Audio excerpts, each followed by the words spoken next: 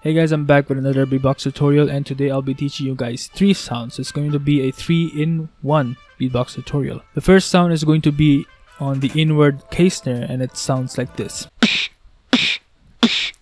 The second sound will be on the rimshot, and it sounds like this.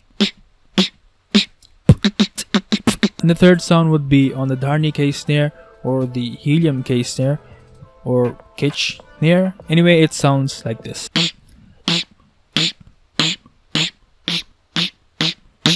Don't worry, I'll leave the timestamps down below in the video description and also in the comment section, just in case you wanna jump right into a specific tutorial. For the first tutorial, inward K-snare, let's just jump right into the tongue positioning.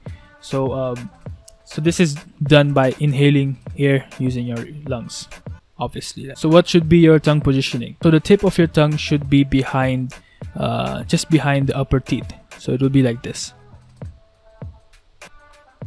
And the rest of your tongue should be attached to the roof of your mouth. So it's like, imagine if this is the roof of your mouth, the tongue would be like this. Just the tip would be behind the upper teeth. This is the normal K-snare position. Now you have to choose your K-snare positioning.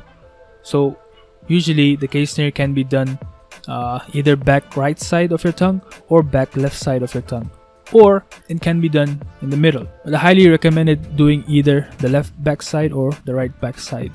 You know, either one of these. The middle one, you'll have problems later when you're doing the rimshot or the Dharni K-snare, etc. Where exactly is that back side of your tongue? So imagine this is your tongue, right? This is your tongue right now, attached, like touching the roof of your mouth. This is the tip of your tongue. Now, the back side of your tongue would be this part, this portion.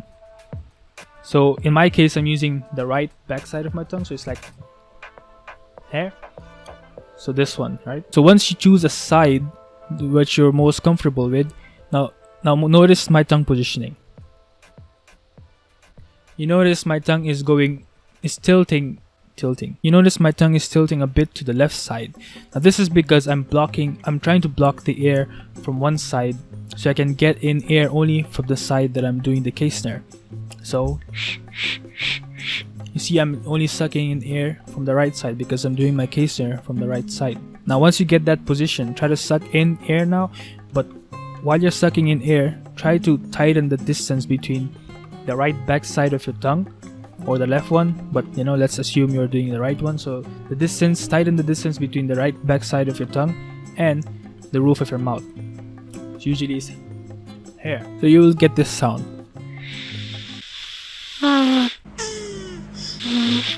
So you'll notice you'll get that duck type of inward sound. This is your tongue, right? This is the back side. Now once you get that tongue positioning like this, try to hold that backside tongue with your roof. Try to touch it with the roof. Now here, obviously, you cannot inhale air because you're blocking both sides of the airways. What you're gonna do is you try to let in air from the right side, but you're still holding that position, right? Like you're closing the air off, but you're gonna let in air in a popping way. Now what do I mean by that? You have to pop your tongue down below fast, so the air going in will create that sound. Usually what beatboxers do is they bring down their jaw really fast and the tongue with it. I mean the back side, not the whole tongue. The back side of your tongue with it, with your jaw. So it'll look like this. You see, I'm trying to suck in air, but I will not let in air. But then I try to bring my tongue and jaw down, so it creates that pop sound, and the air will go in. So now I know it's a complicated way to teach a inward K-snare. I'm doing this just to train you for the rimshot, and I hope you get that inward K-snare. Now speaking of rimshot, the second tutorial on the rimshot. So what's the difference between the inward K-snare and rimshot? Like when I was beginning to learn these sounds, I was very confused. Like, what's the difference, you know? And you might have the same question, especially if you're a beginner. The difference is inward K-snare uses your lungs to suck in air, while the rimshot uses your throat and mouth muscles, the inside of your mouth muscles, to create that popping sound instead of inhaling. You can actually tell the difference if you hear the sounds and you focus on them. So an inward K-snare sounds like, and a rimshot is. Now, although rimshot is a hard sound to get, teaching it is actually very simple. The concept behind it is very simple. So imagine you're doing this, right? You're not using any lung power. You're using the muscles inside your mouth and your throat and your tongue as well.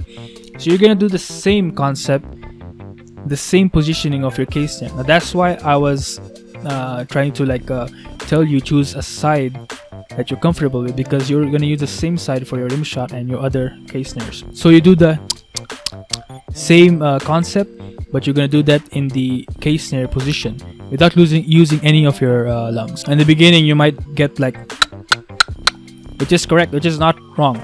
You're just using the wrong muscles for it. What you're gonna do is you have to use your throat muscles to get that, to drag that sound in. So instead of the,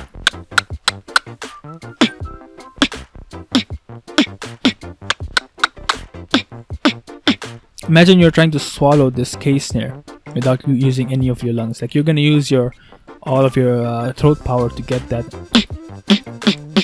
Now I know you might not get it now, but don't worry, you just have to keep doing it. You don't give up. This is rimshot is one of those sounds that you need time to get like the cleanliness of it, clarity of it. Another way to practice is try to do your case snare. I mean, you try to do that position, but also do a throat kick with it. So but you're doing that same position snare. So this is actually the snare you can hear is actually the rimshot. It's just a throat kick. So you can like get bongo drum as well. So I might as well put a 4-in-1 tutorial for the bongo drum. This bongo drum technique actually helped me get the rimshot, so you might try it as well. Now for the most fun part, the Dharni case snare or the Helium case snare. This sound is one of my favorite sounds of beatboxing because it's so powerful and clean. Like now how do you get this sound? So basically you must know how to do a clean rimshot. By clean rimshot, I don't mean I mean a really clean one. So if you have a clean rimshot, the rest of this tutorial, in Dharni case snare, is actually easy. I mean, it's hard to master it or to get the hang of it, but the concept is very easy. So basically the snare is, you're just dragging, you're making the rimshot more longer. That's why you can hear that duck sound to it. So if you can actually hear it, so normal rimshot sounds like this, but if I drag it more inward, so now I'm not using any lung power here. I'm still using the power and muscles in my throat to get that, to drag that rimshot. And what really helped me get this sound like cleaner and like to work on it, I used to do this beat. It's like you're doing the rimshot, like you're trying to prolong that rimshot, but after that one you're doing a throat kick. It's like I don't know why, but this kind of helps me get more control on that sound. So you try to copy this beat when I'm doing.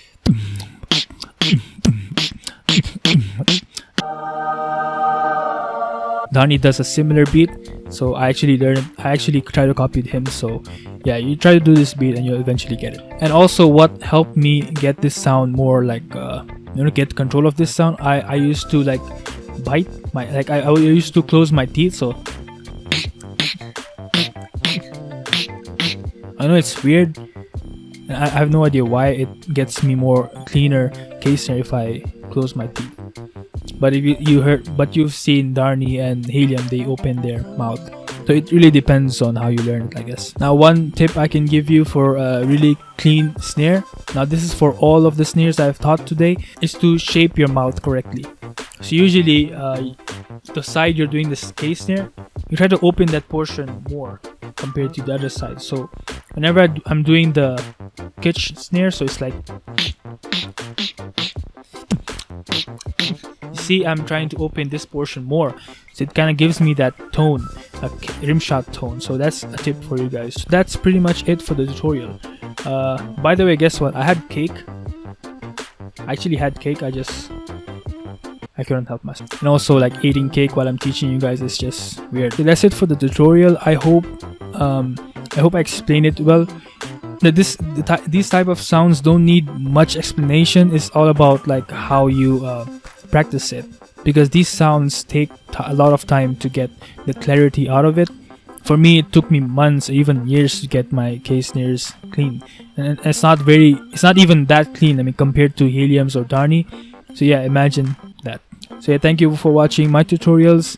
I hope to see you guys again in my next videos. So yeah, have a wonderful night or day or evening. Peace. You know what's coming, it's nothing really wicked.